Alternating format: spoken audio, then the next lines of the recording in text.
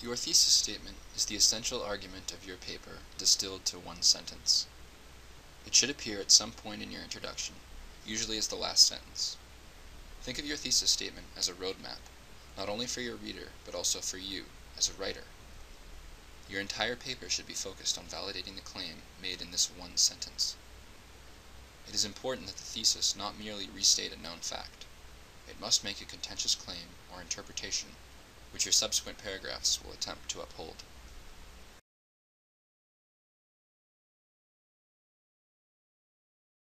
The best writers also tend to be the best prepared writers.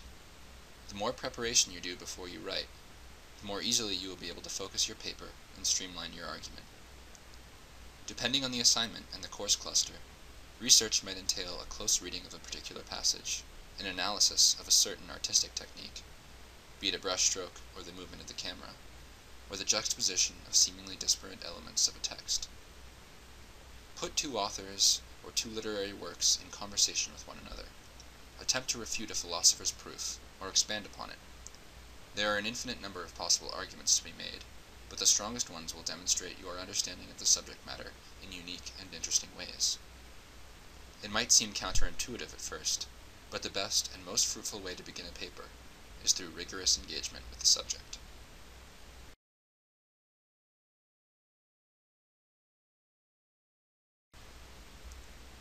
Finally, the phrasing of the thesis statement is of paramount importance. Just as it is necessary to make a contentious argument, rather than merely state a fact or provide a plot summary, so too must the phrasing reflect this intention. The first of the sample theses, in Shakespeare's Hamlet, the protagonist is responsible for the death of his stepfather, Claudius, does little more than summarize the plot.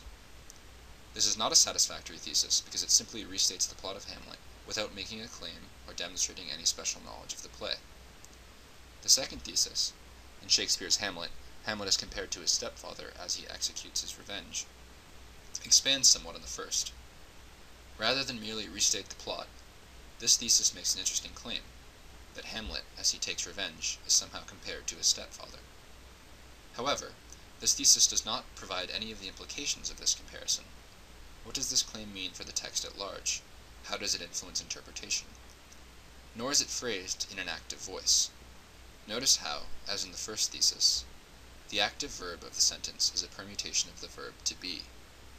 When you are stating a fact, the verb to be and all its variants, are and is, for example, is appropriate. However, when making a claim, such a phrasing is too passive. The third thesis, by subtly comparing Hamlet to Claudius through verbal echoes and parallel situations, Shakespeare undermines Hamlet's motives for revenge, takes the claim of the second one a step further. Now the implication of the comparison is included. This makes for a much more interesting argument, one demonstrating cause and effect, and helps to focus the paper. Note as well that the verb to be is eliminated, replaced by the verb undermines. The verb in this thesis is considerably stronger, carrying with it a specific connotation that is easily understood in relation to the thesis.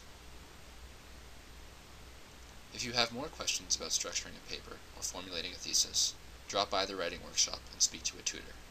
We're happy to help.